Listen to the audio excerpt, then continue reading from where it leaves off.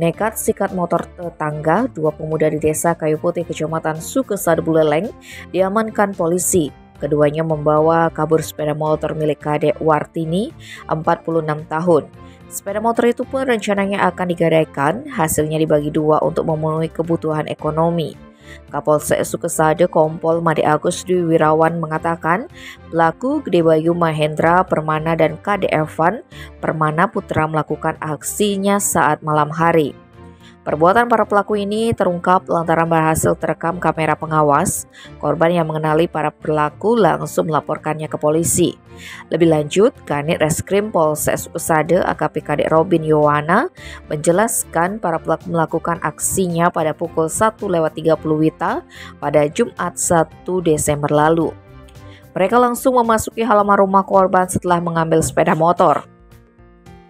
Berdasarkan hasil rekaman CCTV, polisi berhasil menangkap Evan di Jalan Desa Anturan Selat pada pukul 9 WITA Selasa 6 Februari. Tidak berapa lama pada pukul 12 WITA, polisi juga melakukan penangkapan terhadap Bayu. Bayu dan Evan mengaku terpaksa melakukan pencurian lantaran kepepet uang. Mereka butuh uang untuk pemenuhan kebutuhan sehari-hari, padahal pelaku Evan baru 1 hari bekerja sebagai teknisi AC. Atas perbuatannya itu, keduanya dijerat pasal 362 ayat 2 KUHP dengan ancaman hukuman 9 tahun penjara. Tim Bali Express melaporkan.